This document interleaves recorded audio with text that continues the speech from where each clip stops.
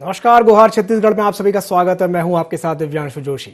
छत्तीसगढ़ में आगामी विधानसभा चुनाव को लेकर जहां सियासी सरगर्मियां तेज होती जा रही हैं, तो वहीं अब 5 दिसंबर को होने वाले मतदान के लिए दोनों ही पार्टियों ने अपने अपने प्रत्याशियों के नाम की घोषणा कर दी है। भाजपा ने जहां अपने प्रत्याशी ब्रह्मानंद नेताम का नाम हाल ही में जारी किया, तो वहीं कांग्रेस ने भी अपना पत्ता खोला और सावित्री मंडावी को प्रत्याशी घोषित किया। फिलहाल अपने प्रत्याशी पर दोनों ही पार्टियां जीत के दावे कर रही हैं, लेकिन आखिरकार सत्ता के सेमीफाइनल में कौन अपना परचम लहराता है, ये देखने वाली बात होगी।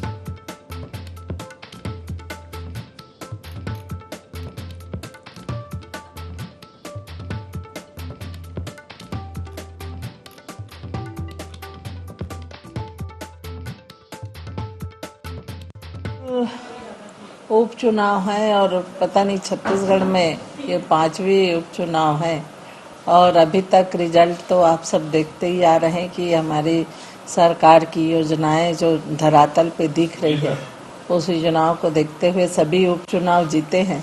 तो हमें पूरी उम्मीद है कि जो अभी हम लोग प्रत्याशी घोषित किए हैं श्रीमती मनोज मंडावी की मिसेस को, सावित्री मंडावी जी को, तो वो स्थानीय भी है और जमीन से जुड़े हुए लोग हैं और पूरे उनके पति 3 बार से उस क्षेत्र में विधानसभा चुनाव जीते हुए हैं। तो लोगों से सतत संपर्क रही है, तो हमें पूरा विश्वास है कि हम अपने मुख्यमंत्री के मार्गदर्शन में हम लोग ये चुनाव जीतेंगे। आरक्षण का फैक्टर तो हमारे मुख्यमंत्री जी तो घोषणा कर दिए हैं कि विशेष सत्र बुलाने का 1 और 2 तारीख को दिसंबर को। ये तो चुनाव है और मतदाता तय करते हैं। हम लोग अपनी सरकार के 4 साल की उपलब्धि लेकर जनता के बीच में जाएंगे और मुझे पूरा विश्वास है कि भानु प्रतापपुर जो हमारी सीट है उसे हम बचाने को तो बोल रहा हूँ कि जब से कि आप लोगों को किसी टिकट नहीं मिलेगी, विधानसभा में बोला आप लोगों को किसी टिकट मिलने वाली नहीं है। सब लोग जबरदस्ती अपने नंबर बढ़ाने के लिए यहाँ बिना मुद्दे के मुद्दा बनाते हो, तो इससे कुछ होना जाना नहीं है। टिकट नहीं मिलना है, वो बात मानते नहीं थे, आप खुद कर रहे हो। ये गुजरात जब यहाँ भी टिकट कटेगी। भानु प्रतापपुर विधानसभा के उपचुनाव के लिए भारतीय जनता पार्टी के केंद्रीय समिति ने पूर्व विधायक ब्रह्मानंद नेताम के नाम पर स्वीकृति दी है। ब्रह्मानंद नेताम जी हमारे भानु प्रतापपुर विधानसभा उपचुनाव के लिए प्रत्याशी होंगे। भारतीय जनता पार्टी पूरी गंभीरता से भानु प्रतापपुर उपचुनाव लड़ेगी और निश्चित रूप से भानु प्रतापपुर की जनता का आशीर्वाद भारतीय जनता पार्टी को प्राप्त होगा और हमारे प्रत्याशी ब्रह्मानंद नेताम भारी बहुमत से भानु प्रतापपुर उपचुनाव जीतेंगे। भारतीय जनता पार्टी ने उन्हें प्रत्याशी घोषित किया है और निश्चित रूप से इस चुनाव में ब्रह्मानंद जी हमारे अभी प्रत्याशी हैं और कुछ दिनों के बाद में उसके विधायक के रूप में चुन करके आएंगे और एक बार पुनः विधायक बनने का अवसर प्राप्त हुआ है, पार्टी ने दिया है। हम पूर्ण रूप से उनको शुभकामना देते हैं और हम सब लोग जाएंगे और ब्रह्मानंद नेताम जी को विधायक बनाएंगे। भानु प्रतापपुर में श्री मनोज मंडावी के आकस्मिक निधन के कारण उपचुनाव की स्थिति बनी है।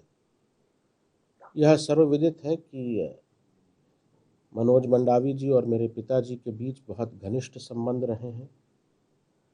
जोगी परिवार और मंडावी परिवार के बीच में जो रिश्ता है वो दलगत रिश्ता नहीं है, दल से कहीं बढ़कर दिल का रिश्ता है। और जब भाभी जी का, श्रीमती सावित्री मंडावी जी का नाम सामने आया है, तो उनके विरोध में चुनाव लड़ना इसका प्रश्न ही नहीं उठता और इसीलिए जनता कांग्रेस छत्तीसगढ़ जोगी कांग्रेस ने यह निर्णय लिया है कि भानु प्रताप उपचुनाव में हम श्रीमती सावित्री मंडावी जी का निशर्त और पूरा समर्थन करेंगे। तो भानु प्रतापपुर का उपचुनाव दोनों ही पार्टियों के लिए प्रतिष्ठा का सवाल बन गया है। तो आज इसी विषय पर हम चर्चा करेंगे और चर्चा करने के लिए हमारे साथ 3 खास मेहमान जुड़ेंगे। हमारे साथ देवलाल ठाकुर जुड़ रहे हैं जो कि बीजेपी प्रवक्ता हैं, हमारे साथ जुड़ रहे हैं धनंजय सिंह ठाकुर जो कि कांग्रेस प्रवक्ता हैं, और हमारे साथ जुड़ रहे हैं गंगेश त्रिवेदी जी जो कि वरिष्ठ पत्रकार हैं। आप तीनों मेहमानों का बहुत बहुत स्वागत है IND24 में। सबसे पहले मैं शुरुआत करना चाहूंगा देवलाल ठाकुर जी से। देवलाल जी, अभी हमने अरोड़ा साहब जी की बात सुनी है और वो पूरे आत्मविश्वास के साथ ये बात कह रहे हैं कि इस बार जनता आपको आशीर्वाद देगी। आपको ऐसा क्यों लगता है कि जनता इस बार आपको आशीर्वाद देगी, बताइए।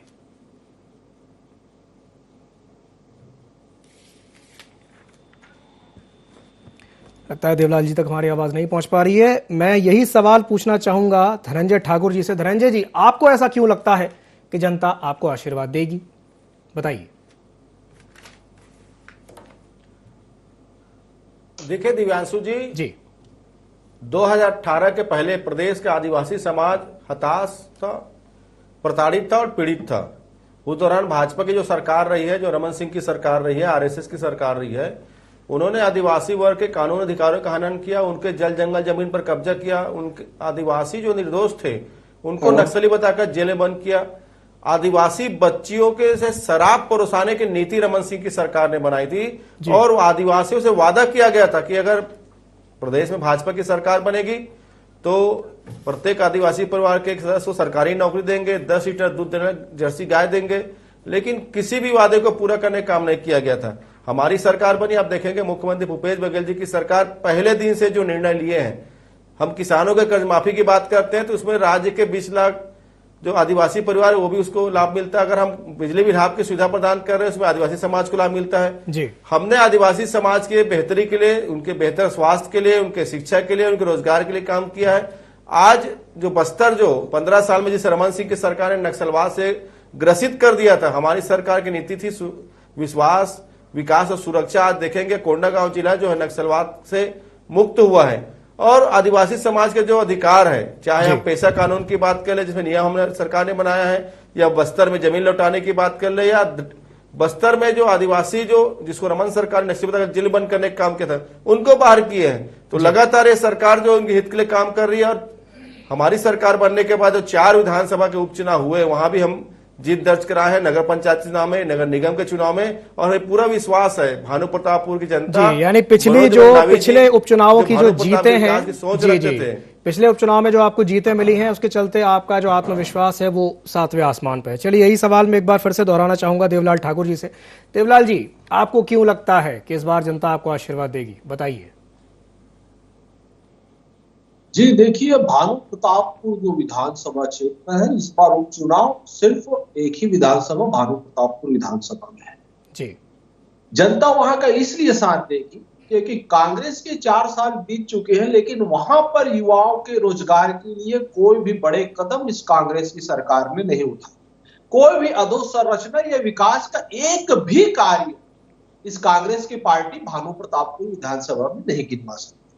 युवाओं को रोजगार देने की बात तो छोड़िए, वहां जो लोकल रह रहे थे, वहां के युवा साथी जो वहां के रहवासी हैं, उनका रोजगार को छीनने में भी कहीं कोई कमी नहीं छोड़े इन लोगों ने, कांग्रेस के लोगों ने। वहां पर जितने खनिज संसाधन से भरपूर है भानु प्रतापपुर विधानसभा क्षेत्र, लेकिन वहां के रहवासियों को छोड़िए, यहाँ से बाहर से आदमी भेजकर वहां पर खनिजों का दोहन किया, शोषण किया, उन खनिजों का खनन करके अत्याधुनिक अवैध तरीके से भी खनन किया गया। यहां तक कांग्रेस के लोग भ्रष्टाचार में इस कदर आगे बढ़े कि भानु प्रतापपुर में जो परिवहन संघ कार्य करता था, उन परिवहन संघ के जो कार्य है उनको छीन लिए। कांग्रेस ने अपने कोषाध्यक्ष रामगोपाल अग्रवाल को वहां भेज दिया खनिज परिवहन करने के लिए। वहां के भानु प्रतापपुर के जो क्षेत्रीय रहवासी है, क्षेत्रीय परिवहन करता है, उनके सामने तो आर्थिक संकट उपज पड़ा। आखिर उनके रोजी रोजगार को छीनने के लिए कांग्रेस ने कोई कसर नहीं छोड़ पड़ा। इसमें भी कांग्रेस के पेट नहीं भरा, भ्रष्टाचारियों का पेट बढ़ते ही गया और उसके बाद अत्याचार के आगे कदम बढ़ते गए। और अंत में क्या हुआ, वहां पर आदिवासियों का आरक्षण भी 32% से 0% कर दिया।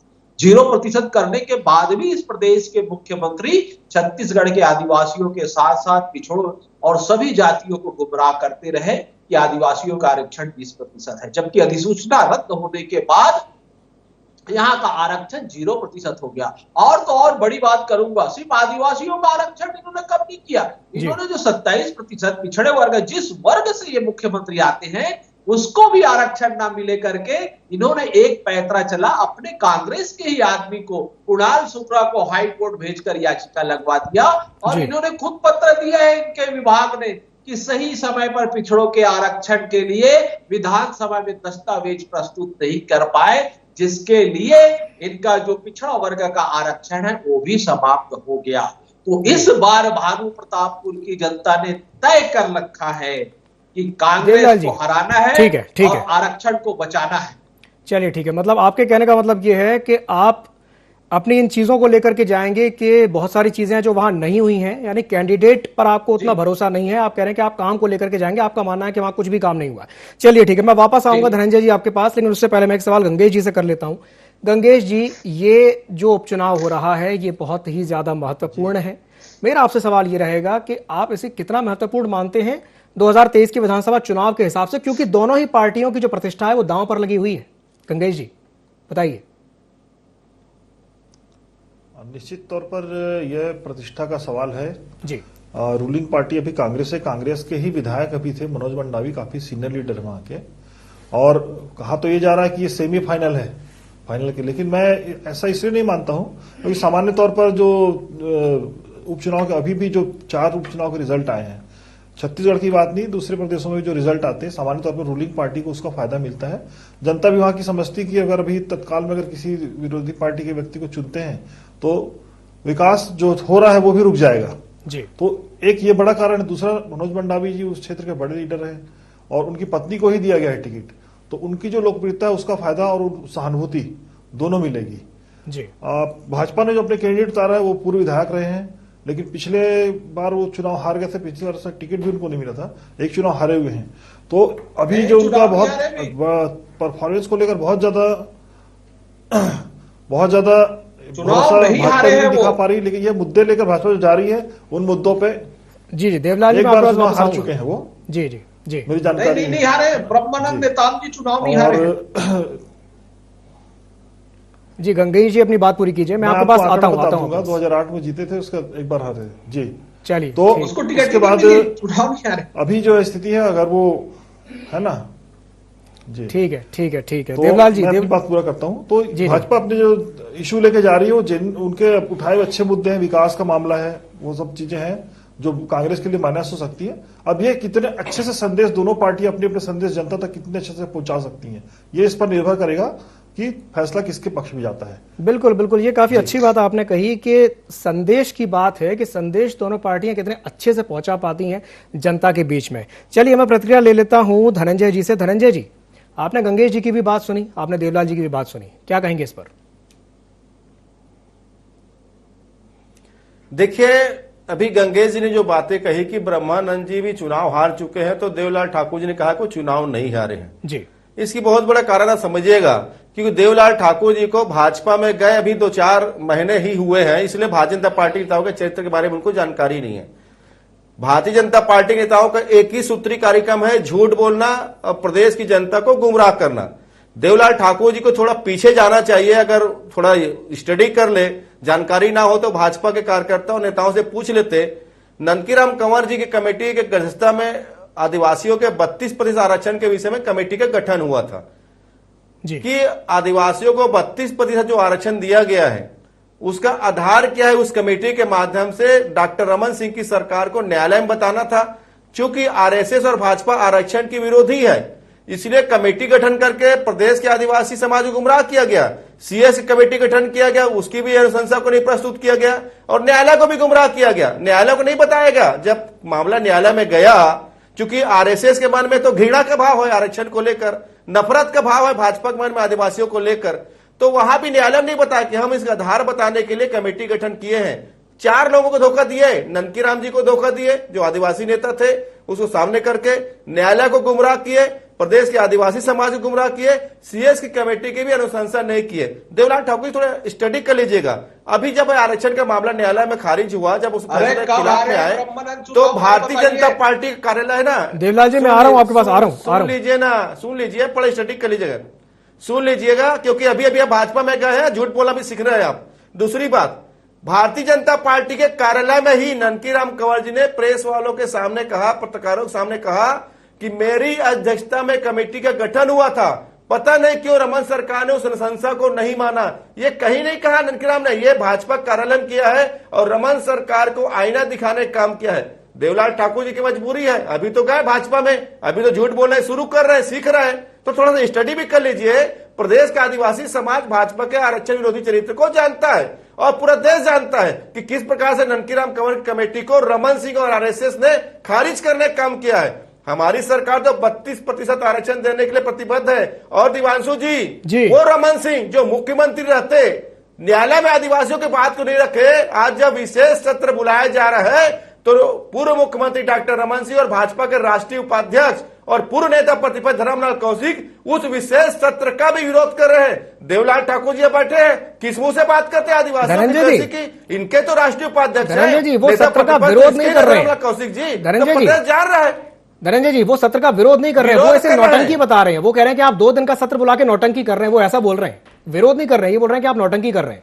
देखिए, विधानसभा का विशेष सत्र बुलाया जा रहा है प्रदेश के आदिवासी समाज को 32% आरक्षण देने के लिए, उसको रमन सिंह नौटंकी कर रहे हैं। तो जिस भाजपा के नेताओं की इतनी घटिया सोच होगी, क्या वो आदिवासियों के उत्थान की बात करेंगे, आदिवासियों के अधिकार की बात करेंगे? नहीं तो विशेष सत्र में तो वो सामने आना चाहिए, पर उनको पता है कि विशेष सत्र में रमन सिंह का पोल खुलेगा कि ननकीराम कमेटी के सिफारिश को क्यों नहीं वह प्रस्तुत किया गया न्यायालय में, क्यों 32% आरक्षण उनको दिया गया, तो एससी वर्ग के आरक्षण में कटौती करके फूट डालो राज करो की नीति पे क्यों रमन सिंह की सरकार ने काम की। 2 वर्गों में लड़ाई कराकर उस आरक्षण को खत्म करने का षड्यंत्र भाजपा आरएसएस की सरकार ने किया है। देवलाल ठाकुर जी बैठे हैं, ईमानदारी से बात करें, यहाँ पर झूठ बोलना भी शुरू किया है वो। चलिए ठीक है, देवलाल जी क्या कहेंगे इस पर? देखिए, ब्रह्मानंद नेताम अपराजे रहे और इस बार विजय भी उन्हीं की होगी, ये अपनी याददाश्त जरा दुरुस्त कर ले। और दूसरा एक चीज कहता हूं मैं, अरे ये कांग्रेस के मुख्यमंत्री और कांग्रेसियों का चरित्र है कि ये छत्तीसगढ़ की जनता को लड़वाने का काम कर रही है। इस छत्तीसगढ़ के जो मुख्यमंत्री है ना, वो कूट रचित दस्तावेज से खुद ही आए हैं, सफेदा लगाकर। अनंत राम वर्मा की टिकट पर वो चुनाव लड़े और कूट रचित दस्तावेज पेश करते करते उनकी आदत बन चुकी है। और छत्तीसगढ़ में भी कूट रचित दस्तावेज आज पेश कर रहे हैं। आदिवासियों का आरक्षण समाप्त हुआ, पिछड़ों का भी आरक्षण समाप्त हो गया है और एससी वर्ग का भी आरक्षण समाप्त हो गया है। झूठ बोल रहा, बोल दीजिए धनंजय जी, इसी चैनल बोल दीजिए। धनंजय जी झूठ बोल रहा है, बोल दीजिए। धनंजय जी बीच में मत बोलिए, उनको अपनी बात पूरी करने दीजिए। इसी चैनल बोल दीजिए ना कि ननकीराम कंवर झूठ बोल रहे हैं। धनंजय जी शांत हो जाइए, उनको अपनी बात पूरी करने दीजिए। अरे मैं तो आपको बोल रहा हूँ, अरे आप में क्षमता है, आप खुद को आदिवासी मानते हो तो बोल दो ननकीराम कंवर जी झूठ बोल रहे हैं, बोल दो ना। आप में क्षमता है क्या? अरे आप में धनंजय जी शांत हो जाइए, शांत हो जाइए। कंवर जी झूठ बोल रहे हैं, आप बोल दो, आप में क्षमता है तो सुनना चाहिए। अरे आप में क्षमता है क्या? चलिए ऐसे नहीं, अगर आप दोनों साथ साथ में बोलेंगे तो कुछ समझ में नहीं आएगा। आदिवासियों के विरोधी है, अरे आप में क्षमता है क्या? चलिए मैं वापस आऊंगा आपके पास, चलिए मैं वापस आऊंगा आपके पास। मैं गंगेश जी से सवाल कर लेता हूँ। झूठ बोल रहा है धनंजय जी, देवलाल जी दोनों शांत हो जाइए, शांत हो जाइए, शांत हो जाइए। ननकीराम कंवर जी झूठ बोल रहे हैं। धनंजय जी, देवलाल जी शांत हो जाइए। गंगेश जी से मैं सवाल कर लेता हूँ। ऐसे नहीं, ऑडियो डाउन कर दीजिए, ऑडियो डाउन कर दीजिए। ऐसे झूठ बोल रहा है, डाउन कर दीजिए। ऐसे नहीं, अगर आप दोनों साथ साथ में बोलेंगे तो कुछ समझ में नहीं आएगा। मैं गंगेश जी से एक सवाल कर लेता हूं, मैं वापस आऊंगा आपके पास। गंगेश जी, मेरा आपसे सवाल यह है कि ये जो उपचुनाव है इसमें सिंपैथी लहर की बात बार बार उठ रही है कि जो सिंपैथी लहर है उसका फायदा सीधे तौर पर, साफ तौर पर सावित्री मंडावी को मिलने वाला है। आप दोनों की आवाज नहीं आ रही है, आप प्लीज दोनों शांत हो जाइए। धनंजय जी, देवलाल जी, आप दोनों शांत हो जाइए। मैं गंगेश जी से सवाल कर रहा हूं, गंगेश जी का जवाब सुन लेते हैं। गंगेश जी, अगर इनमें क्षमता है, धनंजय जी, देवलाल जी, ऐसी डिबेट नहीं होती है। धनंजय जी, देवलाल जी, ऐसे डिबेट नहीं होती है। आप दोनों शांत हो जाइए, एक एक करके अपनी बात रखिए। दम इसमें, ये 4 दिन भाजपा में गए, उसमें क्या मालूम भाजपा का चरित्र, ये महत्वाकांक्षी व्यक्ति चरित्र पर हम बाद में बात करेंगे। कांग्रेस का झंडा उठाता था। अभी जिस मुद्दे पे हम चर्चा कर रहे हैं उस मुद्दे पे रहते हैं, मुद्दे से भटकिए मत। नहीं है। आप दोनों मेहमानों से मेरा निवेदन है कि मुद्दे से मत भटकिए, चैलेंज करो देवलाल ठाकुर को, निजी टिप्पणी करने से भी बचिए, निजी टिप्पणी मत कीजिए, झूठ बोल रहा है, चरित्र को लेकर के टिप्पणी मत कीजिए। अरे बरनाल की जरूरत पड़ गई। अरे देवलाल जी, देवलाल जी ऐसे नहीं, शांत हो जाइए, शांत हो। चलिए गंगेश, ये बहुत ही आपत्तिजनक है, इस तरह से डिबेट नहीं हो पाएगी, ऐसे अगर डिबेट करेंगे तो ये डिबेट नहीं हो पाएगी। चलिए गंगेश जी से एक सवाल कर लेता हूं। गंगेश जी, ये कहा जा रहा है इस चुनाव में कि सिंपैथी लहर की चर्चा हो रही है कि सिंपैथी लहर का सीधे सीधे जो फायदा है वो सावित्री मंडावी को मिलेगा, लेकिन मेरा आपसे सवाल ये रहेगा कि सिंपैथी लहर के अलावा वो और कौन सा फैक्टर है जिसके चलते कांग्रेस को फायदा मिलेगा? गंगेश जी। ये सिंपैथी लहर तो एक बड़ी वजह है जी। दूसरा, अभी कांग्रेस को फायदा इस बात का मिलेगा कि अभी इन लोगों ने जो वनोपज की जो संख्या बढ़ाई है, लगभग 65 वनोपज को इन लोगों ने एमएसपी के दायरे में लाया, और आदिवासियों को उसका फायदा मिल रहा है। जमीन का मामला था, खासतौर पर जो टाटा के पास जमीन थी, लंबे समय तक टाटा उस पर कब्जा कर, लेकिन उन्होंने फैक्ट्री नहीं डाली थी, उसको इस सरकार ने वापस करा के आदिवासियों को फिर वापस ट्रांसफर करने की प्रक्रिया शुरू कर दी है। इसका भी एक फायदा कांग्रेस को वहां मिल सकता है। विकास कार्यों में लेके जरूर रोड निर्माण वगैरह के कार्य को लेकर जरूर थोड़ी सी मतलब उहापोह की स्थिति, लेकिन धान खरीदी वाला मामला बिल्कुल कांग्रेस के पक्ष में है। अभी उन्होंने घोषणा भी कर दिया, अभी तक 4 साल तक 2500 रुपए प्रति क्विंटल उन्होंने दिया, और इस बार फिर उसको बढ़ा के 2640 रुपए की भी घोषणा की सरकार ने। इस बार मतलब एमएसपी को भी बढ़ाया है। तो ये सब मुद्दे ऐसे जो कांग्रेस को फायदे करेंगे। और एक तथ्य मैं करेक्ट कर देता हूं, मुझसे भूल हुई है, देवलाल सॉरी इनको ब्रह्मानंद को इसीलिए लाया गया है, भाजपा के नेताओं से मेरी चर्चा हुई थी इस बारे में कि ब्रह्मानंद को ये मुख्य रूप से उतारने का कारण यही है कि इन्होंने एक बार मनोज मंडावी को हराया चुनाव में जी, और इसीलिए बाकी जो इनके जो 5 और 17 लोगों की जो टीम गई थी उसमें से 5 नाम फाइनल, 5 में से एक नाम इसलिए चुना गया क्योंकि ये पहले मनोज मंडावी को हरा चुके हैं और इसको लेकर ये जमकर प्रचार करने की तैयारी में है वहां पे। तो एक मुद्दा ये जो है कांग्रेस को वहां पर भारी पड़ सकता है। जी नहीं गंगेश जी, एक बार हराया ठीक है, वो आप ठीक कह रहे हो कि एक बार हरा चुके हैं, लेकिन अभी परिस्थितियां बदल चुकी हैं, अभी परिस्थितियां दूसरी हैं, अभी सिंपैथी लहर भी है, अभी और भी बहुत सारे फैक्टर्स हैं, और एक बहुत बड़ा फैक्टर ये भी है जिसको हम इग्नोर नहीं कर सकते कि पिछले सारे उपचुनाव कांग्रेस ने जीते हैं, पिछले सारे उपचुनाव कांग्रेस ने जीते हैं, ये भी तो एक बहुत बड़ा फैक्टर है। बिल्कुल बिल्कुल, और निश्चित तौर पर जी। और लंबे समय से दूसरी बात देखिए, जनता कांग्रेस ने भी अपना समर्थन दे दिया है, जोगी परिवार के बहुत करीब रहे, अजीत जोगी जी, स्वर्गीय अजीत जोगी यहाँ के पहले मुख्यमंत्री रहे हैं। अमित जोगी ने आज प्रेस कॉन्फ्रेंस करके साफ घोषणा की है कि उनसे उनका परिवार मतलब निजी संबंध था, दलगत न होकर दिल का रिश्ता था, तो उनका उस पार्टी का समर्थन भी मिल गया है। तो ये भी एक बड़ा फैक्टर होगा जो उनको फायदा मिलेगा कांग्रेस को। चलिए, बहुत सारे फैक्टर्स हैं जो कांग्रेस को फायदा दे रहे हैं। यही मेरा सवाल रहेगा देवलाल जी से। देवलाल जी, कई ऐसे फैक्टर्स हैं जो कांग्रेस के पलड़े को भारी करने पर लगे हुए हैं, जिसके चलते कांग्रेस का पलड़ा जो है वो भारी होता हुआ दिखाई दे रहा है। तो ऐसे में कहीं ना कहीं बीजेपी के लिए एक बहुत बड़ा चैलेंज है इसे पार पाना। कैसे पार पाएंगे आप इससे, देवलाल जी?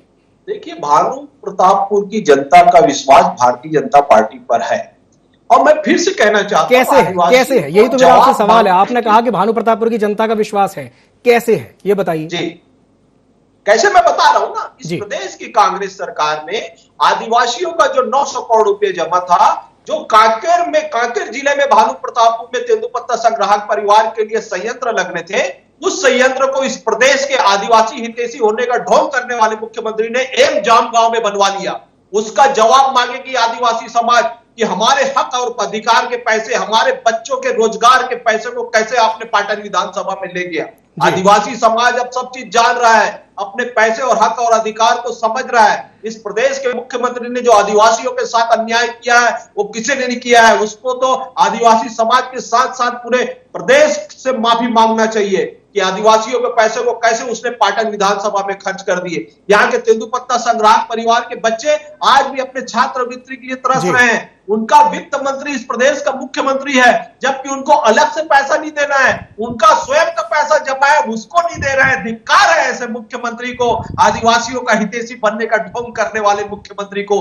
तरस आता है, हमें तो इनकी दुर्भावना पर हमें तरस आता है कि आदिवासियों के प्रति क्या दुर्भावना रखते हैं। और तो और आदिवासियों का आरक्षण ये अपने जिस वर्ग से आते हैं पिछड़े वर्ग उसका भी आरक्षण में इन्होंने भेदभाव किया और जिस आदमी ने याचिका लगाया उसी को इन्होंने राज्य मंत्री बनाया। इस प्रदेश की जनता समझ रही है, बहुत अच्छे चलिए ठीक है इस प्रदेश के मुख्यमंत्री को। ठीक है भानु प्रतापपुर की जनता अपने रोजी और रोजगार को छीनने के लिए इस कांग्रेस सरकार को कभी माफ नहीं करेगी। ठीक है, चलिए पब्लिक है, सब कुछ जानती है, समय हमारे पास उतना ही है। आप तीनों मेहमानों को हमारे साथ जुड़ने के लिए बहुत बहुत धन्यवाद। तो आज जिस विषय पर हमने चर्चा की है, सेमीफाइनल की तरह से इसे देखा जा रहा है 2023 की विधानसभा चुनाव को। भानु प्रतापपुर का जो उपचुनाव है काफी दिलचस्प उपचुनाव है। इस बार दोनों ही पार्टियों की जो प्रतिष्ठा है वो दांव पर लगी हुई है। दोनों ही पार्टियां अपने अपनी जीत के दावे कर रही हैं, लेकिन ये देखने वाली बात होगी कि जनता किसे अपना आशीर्वाद देती है। ये 9 दिसंबर को स्पष्ट हो जाएगा। तो गुहार छत्तीसगढ़ में फिलहाल के लिए इतना ही। मुझे दीजिए इजाजत और आप बने रहिए ND24 के साथ। नमस्कार।